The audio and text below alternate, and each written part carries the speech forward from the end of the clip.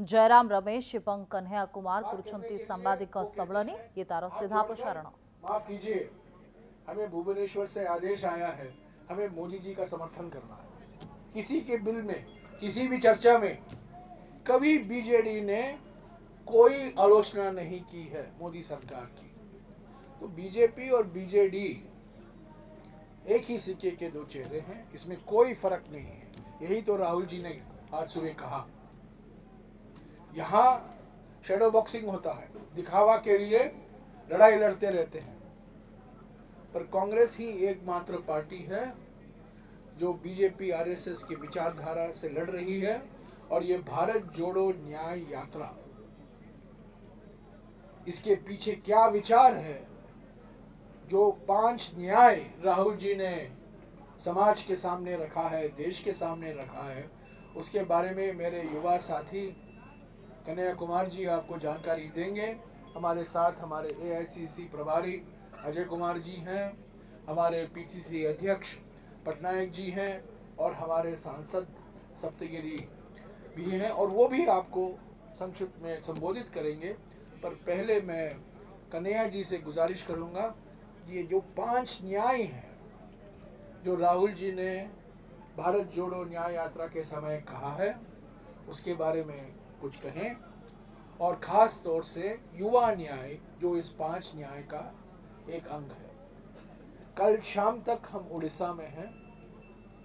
9 तारीख और 10 तारीख विश्राम का दिन है, और 11 तारीख सुबह भारत जोड़ो न्याय यात्रा फिर से शुरुआत होगी छत्तीसगढ़ से। कन्हैया जी। सभी पत्रकार साथियों को जय जगन्नाथ। जैसा कि जयराम जी ने बताया कि हमारी यात्रा विभिन्न राज्यों से होते हुए उड़ीसा की महान भूमि पर पहुंची है, और यह जो भारत जोड़ो न्याय यात्रा है, पिछला जो भारत जोड़ो यात्रा हुआ था उसके दौरान जो देश के लाखों करोड़ों लोग राहुल जी से मिले, हम भारत यात्रियों से मिले, उन्होंने जो अपना दर्द साझा किया, उनके मन की बात सुनने के बाद हमारी पार्टी को, हमारे नेता को ये लगता है कि इस देश में अन्याय को समाप्त किए बिना, न्याय की स्थापना किए बिना देश को शक्ति नहीं मिलेगी, देश शक्तिशाली नहीं होगा। और देश का मतलब देश के 140 करोड़ लोग। तो ये जो देश के 140 करोड़ लोग हैं, उनके साथ, किसी के साथ भी जो अन्याय हो रहा है, उस अन्याय को समाप्त करने के लिए यह भारत जोड़ो न्याय यात्रा 5 तरह के न्याय की बात कर रही है। पहला युवा न्याय, दूसरा हिस्सेदारी न्याय, तीसरा नारी न्याय, चौथा किसान न्याय, और 5वां श्रमिकों का न्याय। ये 5 प्रकार के न्याय से इस देश के जो 140 करोड़ लोग हैं, उनमें से किसी भी व्यक्ति के साथ अगर कुछ अन्याय हो रहा हो तो हम न्याय उनको दिला सकें, न्याय को स्थापित कर सकें, इसी संकल्प को लेकर के ये यात्रा चल रही है। और आज जब हमारी यात्रा राउरकेला में है, और जयराम जी ने आपको इस देश के पब्लिक सेक्टर के बारे में बताया कि किस तरीके से कांग्रेस पार्टी ने देश को आज़ादी दिलाने के बाद तमाम तरह से सहयोग इकट्ठा करके इस देश में पब्लिक सेक्टर बनाई। प्रश्न ये उठता है कि आज वो पब्लिक सेक्टर फ्रेंड सेक्टर में कैसे कन्वर्ट हो रहा है, और क्यों कन्वर्ट हो रहा है, ये कौन सा मॉडल है। पब्लिक सेक्टर को प्रधानमंत्री जी नरेंद्र मोदी जी फ्रेंड सेक्टर में तब्दील कर रहे हैं, और उनकी इस पकौड़ानॉमिक्स के चलते, ये जो पकौड़ा तलने वाली जो इकोनॉमिक्स है, उसके चलते आज देश में कमर तोड़ महंगाई और जबरदस्त बेरोजगारी है। और ये आंकड़ा आप सब लोगों से छुपा हुआ नहीं है कि 45 साल में देश में सबसे ज़्यादा बेरोजगारी है। और जब आप बेरोजगारी की बात करेंगे तो आए दिन आपको इस देश के बेरोजगार नौजवान सड़कों पर आंदोलन करते हुए दिखाई देंगे। अभी आप लोगों ने देखा होगा कि रेलवे भर्ती को लेकर के नौजवानों ने एक बड़ा आंदोलन किया।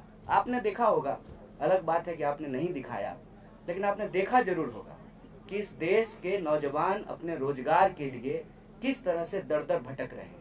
अगर आप सिर्फ केंद्र सरकार की बात करें तो 10 लाख से ज़्यादा पद जो हैं वो रिक्त पड़े हुए हैं। प्रधानमंत्री जी इन पदों को भरने की कोई कोशिश नहीं करते हैं।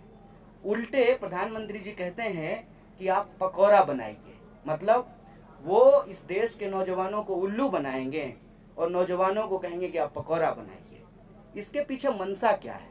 मनसा देखिए बिल्कुल साफ है। वो अपने दोस्तों की मदद करना चाहते हैं और दोस्त जो हैं उनके, वो पब्लिक सेक्टर को फ्रेंड सेक्टर में तब्दील कर रहे हैं। अपना जो है जो पब्लिक की संपत्ति है वो अब निजी संपत्ति में कन्वर्ट हो रही है, बदल रही है। और इस मॉडल के चलते ये हो रहा है कि धीरे धीरे सरकारी नौकरियां खत्म की जा रही है। मतलब बिल्कुल सीधा है, न रहेगा बांस, न बजेगी बांसुरी, न रहेगा पब्लिक सेक्टर, न देनी पड़ेगी सरकारी नौकरी। सरकारी नौकरी नहीं देना पड़ेगा तो देश के आम नौजवानों को कोई सुरक्षा नहीं मिलेगी। मतलब इस देश के सांसद को पेंशन मिलेगा, आवास मिलेगा, टेलीफोन का बिल मिलेगा, हवाई जहाज ट्रेन पर चढ़ने का किराया मिलेगा, लेकिन इस देश के जो आम नौजवान हैं, आम परिवार के नौजवान हैं, उनको नौकरियां नहीं मिलेगी। और यह जो बेरोजगारी का दंश है, यह जो बेकारी जो एक बीमारी बन गई है, इसके चलते आज नौजवानों को आत्महत्या करनी पड़ रही है। आप जानते हैं कि 1 घंटे से भी कम समय में एक नौजवान देश के किसी न किसी कोने में आत्महत्या कर लेता है। अब यह आंकड़ा 2 हो चुका है। जितना किसान आत्महत्या कर रहे हैं, उतना ही जवान आत्महत्या करना शुरू कर दिए हैं देश में। ये हमारे लिए चिंताजनक बात है। इसीलिए मैं आप सबके माध्यम से यह सवाल उठा रहा हूँ कि अगर इस देश के गृह मंत्री के बेटा को बीसीसीआई का सेक्रेटरी बनाया जा सकता है, मतलब गृह मंत्री का बेटा बनेगा बीसीसीआई का सेक्रेटरी और देश के नौजवानों को मिलेगी 4 साल की ठेके वाली नौकरी। ये जो बेईमानी है, सरेआम आंख के सामने देश का मुद्दा भटका करके देश की संपत्ति जो बेची जा रही है, इस बेचने के खिलाफ यह भारत जोड़ो न्याय यात्रा न्याय को बचाने की लड़ाई है। इसीलिए हम इस देश के नौजवानों से अपील करते हैं कि यह यात्रा एक वैचारिक यात्रा है, हक और अधिकार की यात्रा है, ये न्याय की यात्रा है। अगर आप महसूस करते हैं कि आपको आपकी योग्यता के हिसाब से काम नहीं मिल रहा है, क्योंकि आपके परिवार के लोग राजनीति में नहीं हैं, आपके परिवार के लोग प्रधानमंत्री के दोस्त नहीं हैं, तो आपको अपने हक और अधिकार के लिए संघर्ष करना पड़ेगा। और इस भारत जोड़ो न्याय यात्रा से जुड़ करके आपको भारत जोड़ो न्याय यात्रा में शामिल होना चाहिए और देश में अन्याय के खिलाफ न्याय योद्धा बनना चाहिए।